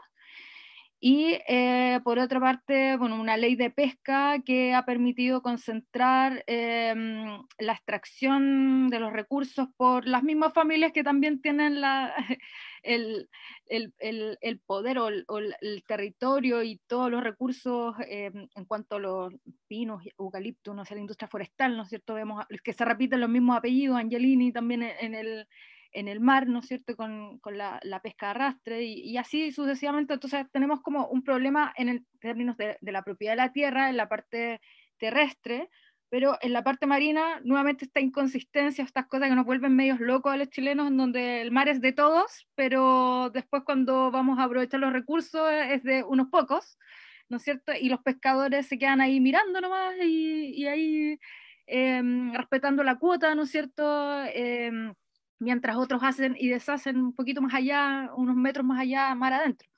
Entonces, ahí yo creo que hay un tema también importante de abordar que me gustaría que comentaras al respecto. Ya. Sí, no, ese es un tema, allá, cuando hablamos de lo local, estamos ya el sistema de canal y fiordo presionado por esta industria, en especial por la industria salmonera. Te pongo unos números, mira, que son terroríficos, que estamos trabajando con unos amigos, colegas. En 1985, entre 1985 y el 2003, habían dentro de las solicitudes de acuicultura para pesca de salmones a nivel nacional, la región de Magallanes tenía un 3%. En estos últimos 6 años, a nivel nacional, la región de Magallanes alberga el 70% de las solicitudes, no otorgadas, pero solicitudes. Entonces, eso da cuenta de que, cierto, esta industria ya está fuera de control. De nuevo, yo creo que hay que volver ahí hacia cuáles son los límites de un sistema socioecológico saludable. Cuando hablamos de sistema socioecológico, por eso yo puse no solamente ecológico, sino socioecológico, porque ¿qué pasa cuando lo que una salmonera llega a un borde costero? cambia lo ecológico, pero también el sistema social. Y ahí es donde yo creo que hoy en día los estudios de impacto ambiental, todas estas cosas no abarcan lo social. El ámbito social queda totalmente fuera. ¿Cuáles son las predicciones de cómo va a cambiar esa comunidad en el futuro? De ser un pescador a ser un salmonero. Y con ello la limitación del acceso. Porque eso sí que es radical. O sea, el acceso al borde costero no, está limitado. La navegación está limitada. Y te lo pongo con un ejemplo. O sea, la navegación está limitada. Por ejemplo, yo me acuerdo cuando en la comunidad de Yagán tuvo esta pelea, ¿cierto? Ante la salmonera y que todavía persiste, ¿cierto? Siempre está en tensión eso. Una de las cosas que, o sea, la Armada de Chile, por ejemplo, limita el acceso a muchas personas a navegar porque no tienen licencia, porque hay que invertir mucho dinero para subirse a un bote. Y eso ya es una limitación. Mientras que al lado tuyo va a venir una salmonera que más encima te va a limitar el acceso del maritorio. Entonces, yo creo que ahí es de nuevo, o sea, cuando estas empresas empiezan a invadir tu libertad de acceder a tu espacio natural y cuáles son la influencia que tiene eso. Y a contaminarlo. A contaminarlo. Además, o sea, yo no estoy hablando sobre, claro, lo de contaminación todos lo sabemos, pero o sea, yo creo que todos lo sabemos y no hacemos nada terrible, pero menos es cuál es el impacto de los sistemas sociales en el sur de Chile. O sea, te pongo otro ejemplo, mira, a mí me golpea súper particular. Yo tengo un amigo que él antes no le gustaba la salmonera, así, odio contra ella. Después, de la nada empezó a trabajar, igual con su crítica, pero ya ahora y uno puede trabajar en la industria, si también eso no nos quita, pero no que sea autocrítico, uno puede ser autocrítico de donde trabaja, como yo lo soy con la ciencia. O sea, igual tengo mi autocrítica con el quehacer científico, pero ahora él es un defensor así, ya abrazo partido. Y ahí hay un cambio de mentalidad, como decía Lin White, no es solamente del qué hacer, sino que hay un cambio, un switch que cambió ahí. Y eso es lo más difícil de cambiar. O sea, cuando ya algo se te instala en la cabeza es lo más difícil. Cristian, sí, a ver ahora, justo de este tema porque yo quería hablar del tema educacional, yo no escucho a Cristian, pero en la transmisión me dijeron que sí lo escuchaban, Tamara y Mariela lo escuchan, ¿sí? Entonces, dale nomás, Cristian. Y Jaime no lo escucha. Tami, que te decía yo que te doy el pase, ¿querías hablar de eso mismo que estaban conversando? No sé lo que dice. Sí, de lo mismo, Dale. mismo. Ya. Ya. Sí, nada, que también creo, bueno, los ejemplos que estás dando, Jaime, son súper importantes y relevantes, sobre todo porque volviendo un poco a los hábitos antiguos, que no son tan antiguos como decía Cristian también, porque esta cuestión de la industrialización y la forma de habitar también es en el último tiempo, y los hábitos y las formas de vida de los pueblos originarios son de miles de años, pero están violenta esta forma de vivir actual que borra también o va disminuyendo los hábitos antiguos. Entonces, incluso lo que decías tú de que los pueblos canoeros, acá en el canal Beagle, por ejemplo, el pueblo Yagán, no pueden navegar libremente por los canales. No pueden, pero sí puede hacerlo una industria o una empresa salmonera que quiere venir a instalarse porque tiene los permisos, porque tiene toda una serie de posibilidades de acceder a los lugares, los maritorios ancestrales que los mismos yaganes hoy día no pueden acceder.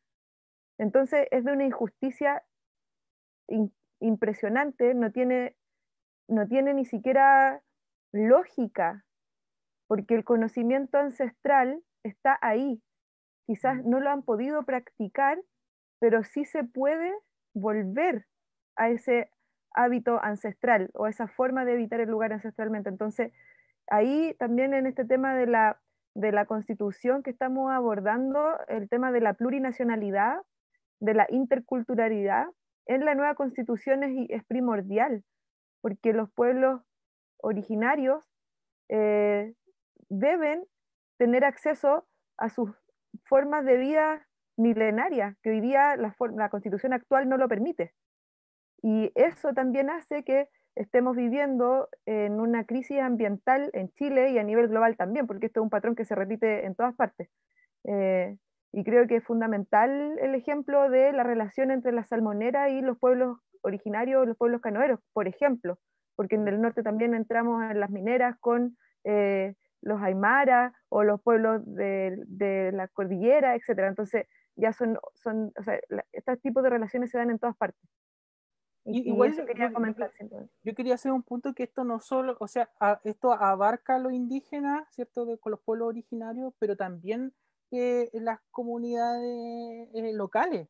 O sea, de nuevo, quizás está bueno citar a Elikura Shekulav cuando decía, ¿dónde tú ves eso? En una entrevista que le preguntaban así, ¿dónde él ve cómo es esa conexión de la naturaleza que viene con la mapuche? Y él decía, eso igual existe en el Chile profundo, el Chile mestizo, básicamente, el chilote, y te digo, igual el chilote ha cambiado, ha hecho varias cosas que yo vengo desde esa herencia, pero hay muchas tradiciones que de lo locales e indígenas, por eso a mí me gusta hacer esa distinción, que es necesario revitalizar, ¿no? Lo antiguo está mezclado con lo rural, entonces yo creo que igual hay que ir poniéndole ojo a eso. Lo otro que te quería decir que a mí me impacta en la Patagonia y que sería el dolor que no me gustaría que vean como los que me siguen en el futuro, es que, por ejemplo, yo cuando era chico, siempre uno ve la gente que viene y que a Magallanes y que le llama la atención ese sentido como de la libertad que entrega el paisaje terrestre de Magallanes, esa Patagonia ahí con esos paisajes. Pero cuando uno ve lo terrestre, uno ve un poquito más allá, así como cerca, no al horizonte que te entrega esa inmensidad, sino cuando tú ves 20 metros desde donde estás tú, hay una reja de púa. Está todo cercado, está todo privatizado. Entonces, ¿cuál es el peligro? El mar puede ir para allá. O sea, el maritorio de Chiloé en la parte interior es difícil el acceso, es como la metáfora de las alambres de púa en la pampa patagónica. Entonces, claro, nosotros vemos el mar con esa inmensidad, pero ¿qué pasa a 20 metros de donde estoy yo? Y eso pasó en la pampa de aquí de la Patagonia. Entonces, está todo privatizado. Entonces, de nuevo, la privatización. Y eso está obviamente asociado con el acceso. Entonces, ahí yo creo que ese es un punto que quería resaltar. Vamos a hacer una prueba ahora con Cristian. Hicimos un cambio a ver si funciona. A ver si lo logramos ahora. Sí, yo te escucho ahora. Sí, ¿Jaime lo escucha? Sí, ya, bacán. Sí, está bueno porque pude reconectar algo que quería decir antes, pero salió bueno porque tiene que ver con la educación al final y lo que acaba de decir Jaime, complementado con lo comentado por Tamara y por Mariela, me hacen pensar de que tenemos que hacer un cambio súper profundo en el modelo educacional para poder lograr esta transición, ¿cierto? Desde hoy tener una economía y una sociedad primero que no valora, que no empatiza, que no toma en cuenta su entorno, y segundo, un modelo económico que se basa en la sobreexplotación. Cambiar eso no es menor, digamos. Pero así como lo hicieron, porque lo hicieron en los años 80, los años 70, ¿cierto? Final de los 70 y los 80, que se instaló a sangre y fuego una forma de ver el mundo y de hacer las cosas, bueno, también ahora tenemos que pensar en hacer cambios radicales. Para poder hacerlo, hay como 3 ideas que anoté así durante la conversa que me parecen que son claves. Educar en la naturaleza y aceptando otros saberes es una cuestión que creo que la hemos perdido absolutamente. Esta cuestión de estar metido en salas de clases, juntar a 30, 40 niños, hasta 45, ¿cierto?, en la educación pública, para entregarle contenido y mostrarle esto es un árbol, cuando podríamos salir a una plaza y contarles lo que es un árbol, o plantar árboles, ¿cierto?, y que los niños entiendan la conexión de las raíces con el suelo. O sea, eso a través del hacer es lo que se ha perdido, y que tiene que todo que ver con la extinción de la experiencia que comentabas tú, Jaime y Tamara. Entonces, ese replantearse a la naturaleza como un aula, ¿cierto?, como una sala de clases, yo creo que es una clave. Y te lo digo también con conocimiento de causa, porque esta cuestión es algo que me ha dado vuelta mucho tiempo, y me puse a estudiar o a leer papers de psicología y de educación para ver este tema, y todos coinciden. En los últimos 5 años han salido una cantidad de estudios muy interesantes, muy interesantes, que están publicados en revistas, digamos, científicas, de alto impacto y todo, pero de otras áreas, donde dicen que para mejorar los problemas mentales, para mejorar el desarrollo cognitivo, para ser más felices, se requiere contacto con la naturaleza. O sea, una cuestión que está, incluso la están estudiando, ¿cierto? Que no solo sabemos la tradición antigua y todo, sino que además ahora nos dicen, la clave es reconectarnos con la naturaleza. Es el primer punto.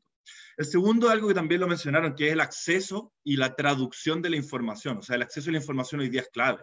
Que estemos aprendiendo con leones africanos, que los niños estén aprendiendo sobre jirafas y leones africanos, es porque no tenemos un acceso a la información, y todo el conocimiento que se genera acá de nuestro ecosistema, nuestra flora, fauna y funga, no está siendo traducida y no está siendo entregada a los educadores. Los educadores, por otro lado, no van a buscar ese conocimiento, sino que esperan que le reciban estos conceptos. Entonces, ahí tenemos un cambio importantísimo, radical que hacer, cambiar nuestras prioridades. O sea, en la academia, ¿qué es lo que se valora? Ganarse proyectos y publicar papers. Y la difusión, el trabajo con la comunidad local donde yo hago mi investigación, tiene 0 valor, 0. Y, por supuesto, requiere mucho tiempo, mucha energía, y por lo tanto, si yo hago eso, bueno, me terminan echando de la universidad, del centro de investigación, donde yo sea que esté, porque no cumplí las normas, no cumplí el checklist de publicar 2 papers al año, ganarme un proyecto y qué sé yo.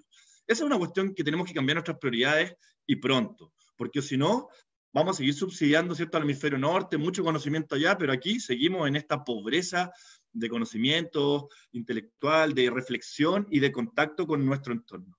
Y lo último es solo una frase que siempre me la recuerdo, la tengo grabada, ¿cierto?, cuando vivía en Valdivia, pasaba por una calle donde habían puesto una frase que dice así de simple: cuando el pueblo lee, el rico tiembla. ¿Ya? Y esa es una frase que es muy relevante, porque nos mete en el contexto político, y ahí conecto de nuevo con el tema de la Constitución. O sea, hay gente de la élite, ¿cierto?, que le importa muchísimo que sigamos siendo un pueblo ignorante, porque de esa forma nos tratan como mano de obra barata, una vez más, como un recurso, ¿cierto?, y no como seres pensantes. Y esa es una cuestión que también está en la base, que también la tenemos que replantear. ¿Qué entendemos por educación? El acceso a la educación, y entender que aquí hay una cuestión de poder, como tú bien lo planteabas, esto de las políticas públicas, que al final hay que entregar poder. Bueno, la educación es poder, y esa es una cuestión que no podemos perder de vista, porque está en la base de nuestras relaciones sociales. Eso. Gracias. Súper, gracias, Cristian. Nos quedan pocos minutos. Voy a leer los comentarios que tenemos en Facebook. Felicitaciones, varias felicitaciones a Jaime. Catalina Ruz dice: la exportación de materias primas y la falta de procesamiento de esta debería ser un cambio a nivel de todos los recursos, donde la nueva constitución debiese fomentar que la industria chilena utilice las materias primas y las exporte como productos. ¿Cuáles crees que son las limitantes para que la extracción de aliginatos no se realice en Chile? ¿Crees que esto podría mejorar el manejo de la pesquería y otros recursos naturales? Jaime. Buen punto, buen punto. Yo creo que,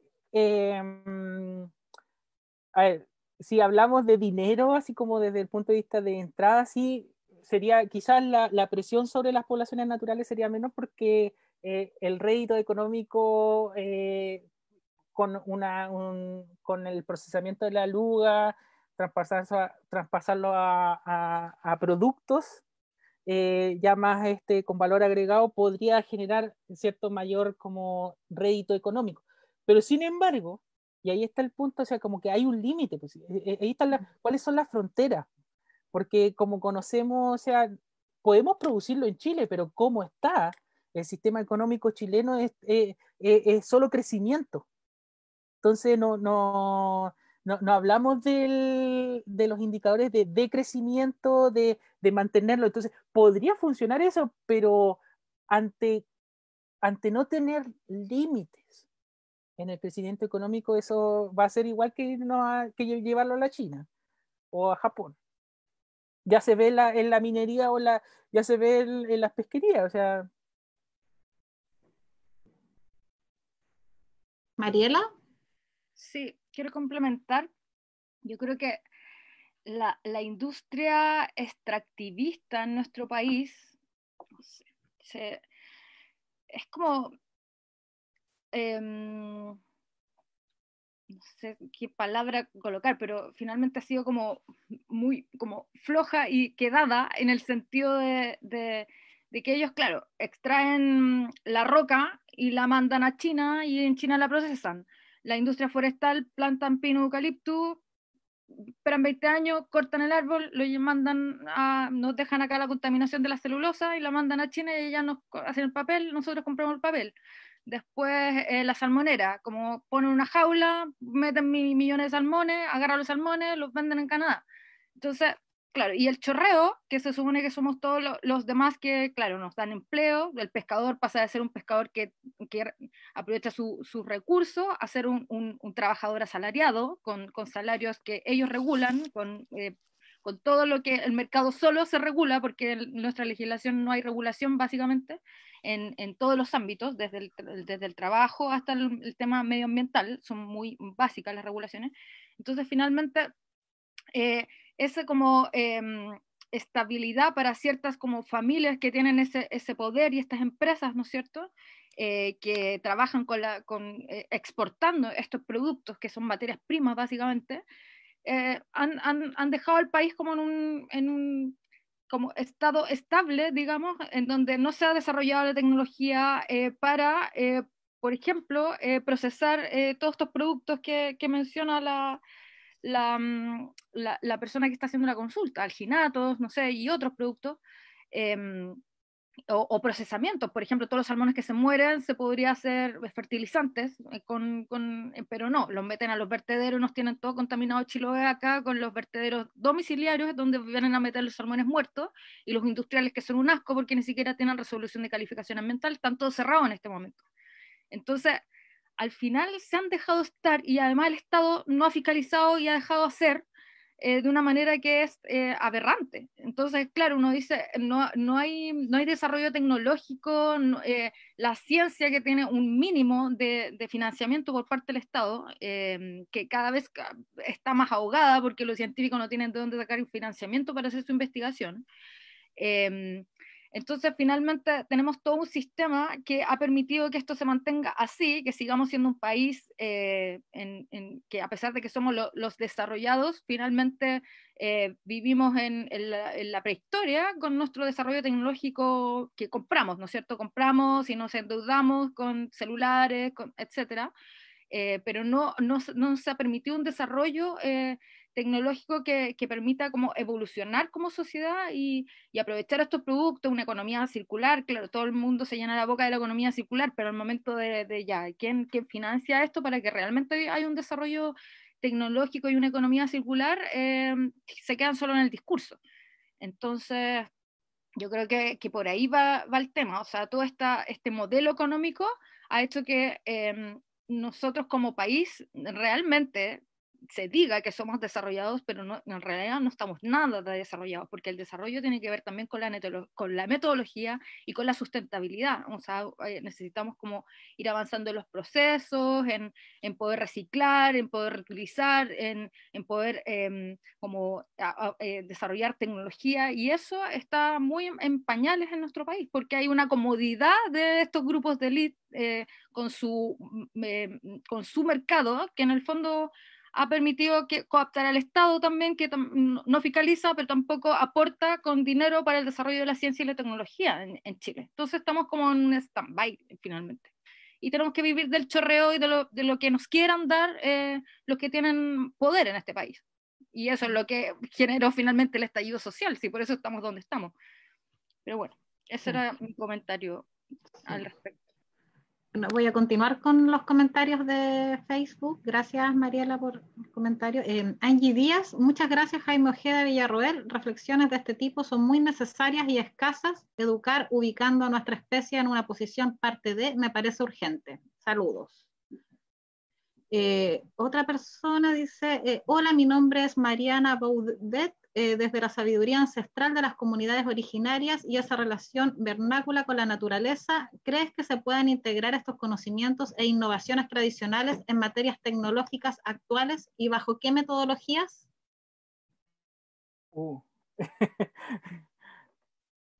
¿Aló? ¿Sí? ¿Me escucha? Sí, ¿Sí? No, o sea, yo creo que el desarrollo científico tecnológico puede ir yo no le tengo miedo tanto al desarrollo científico tecnológico asociado o vinculado a ciertos aspectos ancestrales. Eso yo creo que, por ejemplo, en el ámbito de la ecología van en concordancia muchas veces esas cosas, pero de nuevo, o sea, como ¿cuál es el desarrollo tecnológico y para qué? ¿Para qué? ¿Cuáles son los objetivos de eso? Yo creo que es ahí donde tenemos que hacernos esas preguntas. Quizá aparte, acompañado con lo de la pregunta, quería hacer un comentario justo que me envió un amigo, me dijo, oye, acuérdate de hacer una referencia de lo que hablamos el Christian Fene me preguntaba sobre la decolonización de las políticas públicas, y es verdad, en el ámbito marino, mi amigo ahí para decirlo, Nareto, él me decía, acuérdate de las EMPO. Esta es una política pública que sí va en una dirección que las EMPO, que son los espacios marinos para pueblos originarios, va en una dirección interesante de abordar para la decolonización de las políticas públicas. Ahora, el problema de las EMPO yo creo que todavía está es la tardanza. Yo creo que el gobierno como que quiere, me imagino yo en su momento quisieron dar un paso atrás de algo que ya se hizo, pero es la tardanza de esas políticas públicas, por ejemplo, para postular a las EMPO, muchas veces los protocolos de postulación son protocolos occidentales, que están asociados con no arraigados a las comunidades. Entonces, ahí hay problemas que superar, pero es una política pública que es interesante de poner ojo para la decolonización de las políticas públicas en el mar. Yo creo que ese es un fenómeno, puede ser un ejemplo a nivel mundial, eso sí es que se hace muy bien. Gracias, Jaime. Continúo con los mensajes. Leonor Harris, hola Jaime, muchas gracias por la presentación, me encanta la mirada. Una pregunta que me ronda es de qué manera la ciencia aprende y toma en cuenta en sus propias propuestas la relación histórica de los pueblos originarios y su relación con la naturaleza en sus propuestas y estudios de forma general, y cómo también la educación se une en otras experiencias que tú hayas experimentado para salvaguardar estas experiencias recíprocas.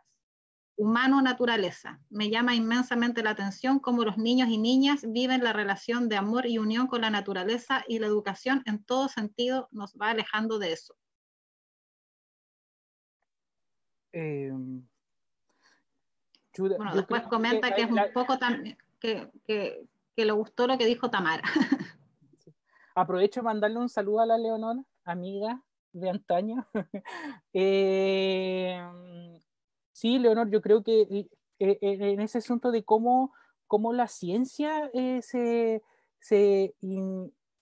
como tiene esos vínculos con las comunidades indígenas, yo creo que eso no es algo dado, así que está un terreno ganado. Yo creo que eso ha ido avanzando de a poco en la medida en que la ciencia se da cuenta de que también la ciencia, de nuevo, la ciencia, igual como una institución que ha sido invadida por el individualismo y las políticas neoliberales, de a poco hay gente, organizaciones y instituciones dentro de la ciencia que se dan cuenta de que es necesario tener un acceso un vínculo con las comunidades locales e indígenas. Y ahí está lo interesante a nivel mundial y desde las ciencias socioecológicas. Antiguamente el vínculo de estos científicos con las comunidades estaba enmarcado, voy a ir a registrar qué pasa en una comunidad para ir a escribir un paper sobre su relación con las hierbas medicinales. Eso era súper común en la ciencia, en la etnografía, por ejemplo. Pero hoy en día, la etnografía y las ciencias socioecológicas como conocemos hoy en día también han tratado de cambiar un paradigma. No es un terreno ganado, pero la problemática a nivel mundial es cómo la etnografía puede apoyar iniciativas comunitarias. Ya no ir a conocer, a ver cómo es esto y describirlo, sino que hacer partícipe de. Y ahí yo creo que ahí eso se está dando. No es algo así como ganado. Yo creo que está yendo para allá. Esto está pasando en Canadá, en Estados Unidos, en Asia, en Chile. Igual, pero es algo que es un camino por recorrer. Gracias, Jaime. Tamara nos avisa que tiene que desconectarse. Chao, Tamara, gracias. Y Chao, voy a leer los muchas últimos. gracias. Chao. Voy a leer los últimos 2 mensajes. Que es Anita Ingerson. Exacto, a mí me pasa en el colegio de mis hijos que hacen trabajos o ejemplos con fauna que no hay. Los profesores no tienen conocimiento. Es triste porque ni en los libros nacionales enseñan. Jessica Willy, completamente de acuerdo con que debemos trabajar para una constitución plurinacional. Ahora también debemos incluir en todo este debate a los pueblos originarios, ya que muchos no están de acuerdo con este proceso constituyente debido a la forma de cómo se gestó y es normal la desconfianza. Por lo mismo es relevante que quienes sean los constituyentes sean ellos mismos o en su defecto lleven las demandas de los pueblos originarios, porque esas demandas son de todas y todos. Yo creo que quiero decir algo que me parece súper importante también de decir de la pregunta de Leonor Harris, que me faltó solo para concluir que hoy en día a nivel igual mundial y nacional y local, por ejemplo a nivel de Puerto William, muchas comunidades indígenas están haciendo sus protocolos de relación con otras instituciones, entre ellos la ciencia. Entonces yo creo que ahí, por eso digo que es un camino por hacer, porque los científicos también tienen que aprender a respetar esos protocolos que las comunidades están generando porque es para salvaguardar el conocimiento central. Ya hemos visto lo que ha pasado con el pueblo Selknam, donde la simbología pasó a ser un negocio. Entonces, es ahí donde igual yo creo que la ciencia tiene que ir aprendiendo a acomodarse a esos cambios necesarios.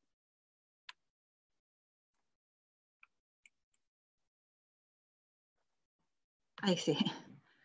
Gracias, Jaime. Agradecer también a las personas que nos enviaron sus comentarios por Facebook y que nos estuvieron viendo durante toda esta transmisión. ¿Algún comentario para cerrar? Porque ya estamos en la hora. Mariela, Cristian, Jaime. Yo estoy bien. ¿Estamos bien? Sí. Bueno, Les agradezco este espacio de reflexión, el tiempo, todas las intervenciones y los dejo invitados para nuestra última sesión que va a ser el 22 de octubre. Muchas gracias, Jaime, por la presentación. Mariela, Cristian, digamos chao a la gente que nos está viendo. Chao, Chao. gracias. Que estén bien.